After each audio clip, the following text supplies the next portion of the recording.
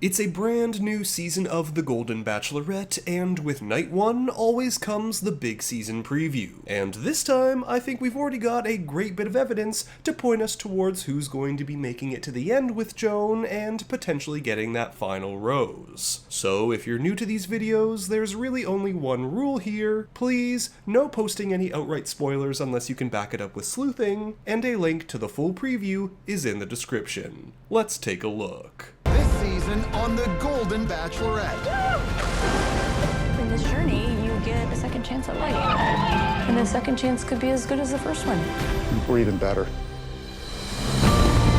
Alright, so right off the bat, we're getting a look at some important date footage. First with Jonathan on a date that looks like it could still be early on in the show and be in the California hills or someplace similar, but then we get this shot of Joan and someone I am currently theorizing is Guy. They're jumping off a boat in a location that just might be the final filming location. Now, every season with these previews, one of the first things I try to do is pin down a location timeline. And if we can spot people in the final filming location, then we immediately know that they're, at minimum, making it to the final three, as they typically make their final stop once they reach fantasy suites. Later on in the preview, we'll get a look at this tropical location and get enough information to see that they'll be headed to Tahiti. And there's also a couple more shots that heavily indicate that Guy is someone that makes it to the final four, or even final two. So while this isn't a clear shot, knowing Guy makes it far and seeing that the build and hair are similar to his, that's what makes me currently believe this is Guy. Otherwise, we can see that Chalk here gets a rose after his one-on-one in Disneyland. We can see the Sleeping Beauty castle in this fireworks shot, as well as them enjoying a ride on good old Big Thunder Mountain. A ride I even got to go on myself as a kid.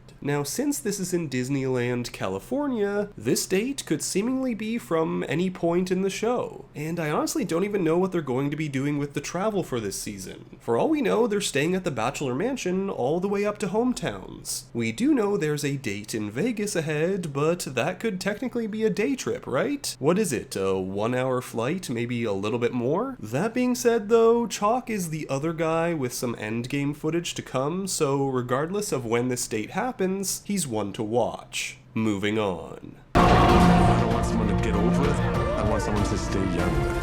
You know, our brains think we're 25. Oh my goodness! And our bodies are like, no, you're not.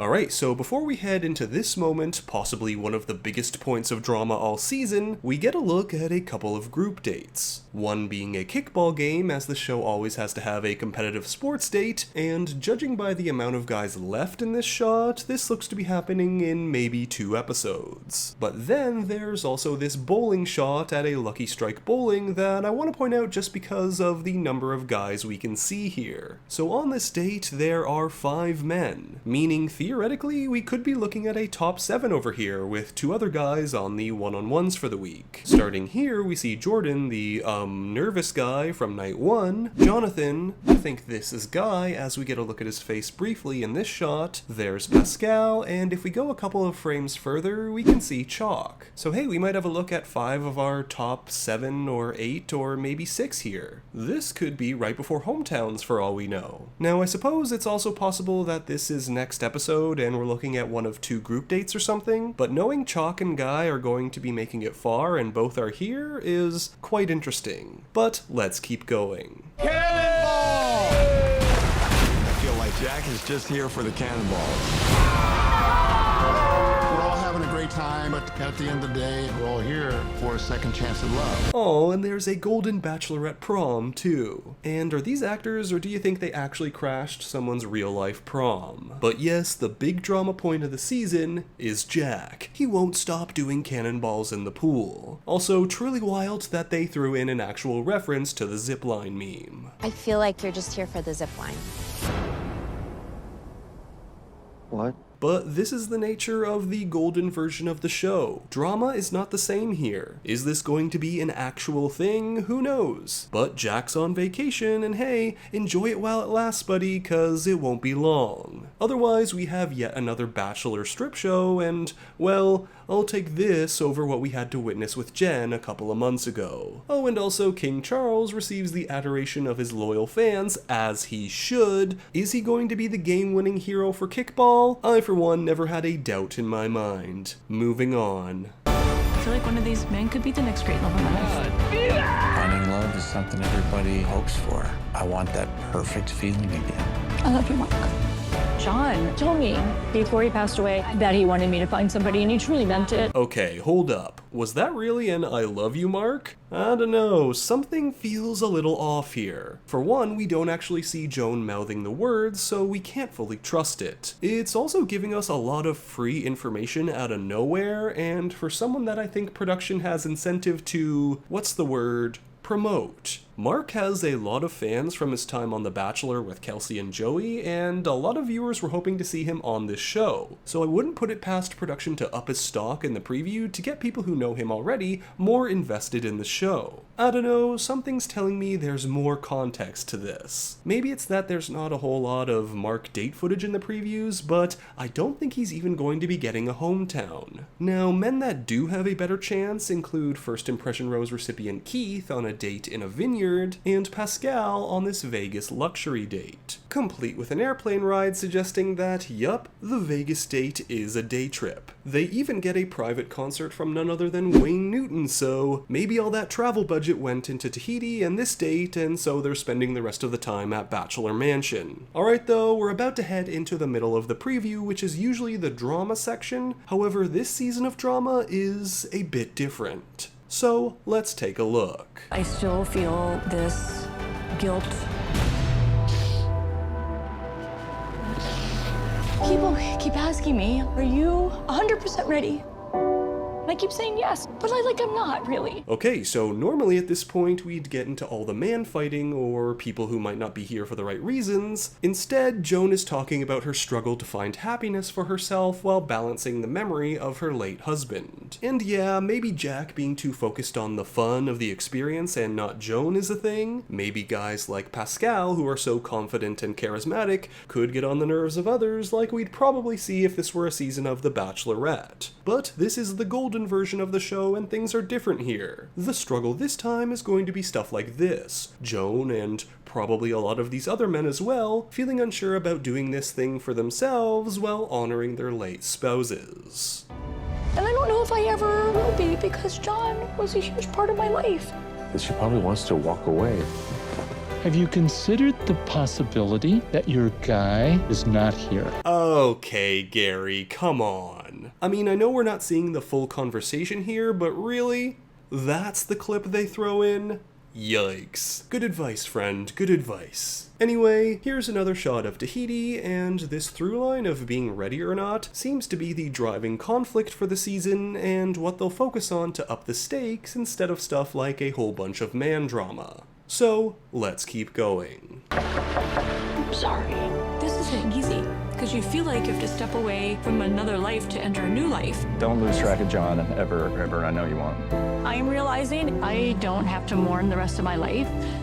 I deserve to have a second chance at love. Okay, so here we get a big fake out with Chalk. Now the preview seems to imply, with Joan whispering I'm sorry, and the tears and him walking away, that this is Chalk getting eliminated. But I want to point out this, the bench. Because a bench sit down, especially one not at the end of a rose ceremony or something, is really only reserved for two things in this franchise, barring something unusual happening. One, the end of a hometown, or two, right before or right after the final two meet the family dates. Now, I can't confirm if this is Tahiti, certainly doesn't look like Bachelor Mansion, but the bench is why I'm placing Chalk in the endgame. Not to mention, he got a great Night 1 segment where he was featured, but for no good reason. Like, I mean, the guy didn't get the first impression rose, didn't cause drama or anything, just got a good edit, which could suggest that they want us to know him because he's going far. Otherwise, I want to point out Joan and Gary here. Gary has a suit on, so this could be from a rose ceremony. Now, emotional discussions will be aplenty this season, so this could be anything, but we also can't rule out an elimination either. But moving on. Potential for a future. It's the reason I'm here.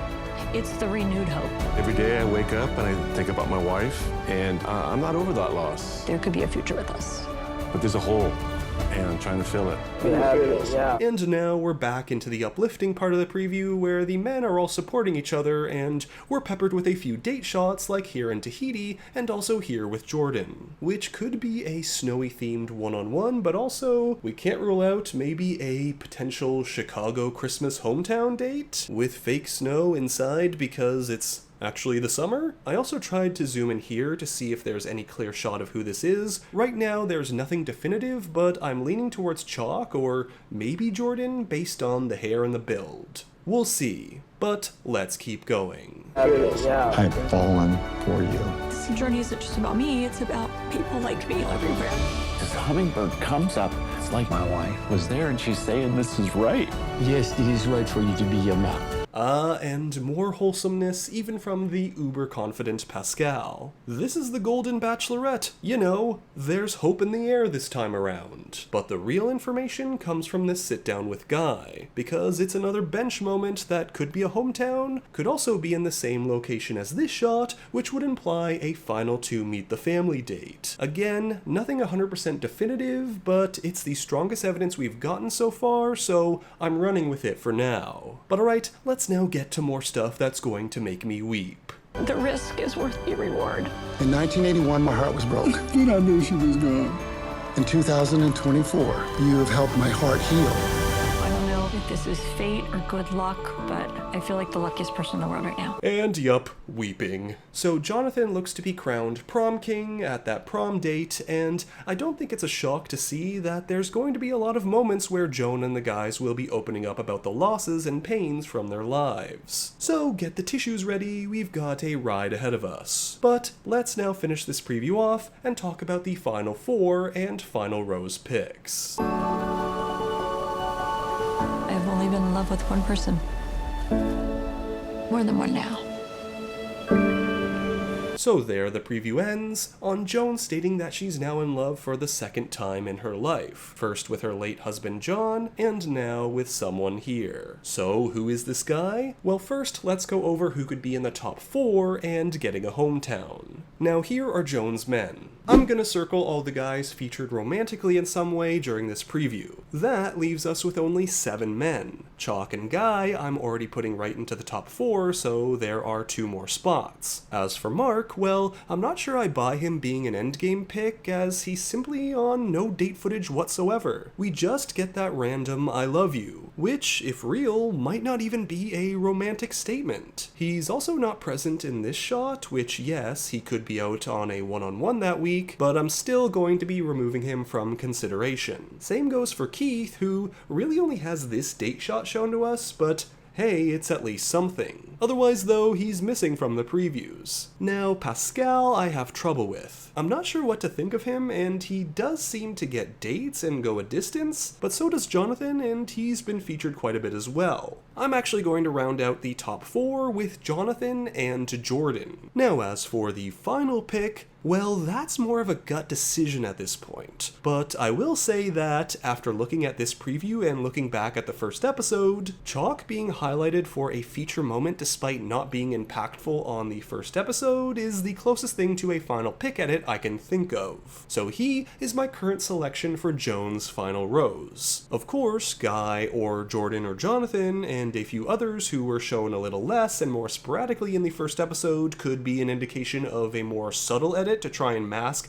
the ultimate final rose recipient, but for now, I'm going to go with where I feel the most evidence lies, and that's with Chalk. But there's a whole lot of room for change here, so let me know your thoughts and anything I might have missed, and get ready for an emotional season ahead. So that's it for this season preview breakdown for Joan's season of The Bachelorette. Thanks for watching, and if you enjoyed the video, make sure to give it a like, comment your thoughts and theories down below, and subscribe to the channel for more content. And until next time, Bachelor Fantake out. I feel like Jack is just here for the cannonball. I feel like you're just here for the zip line. What?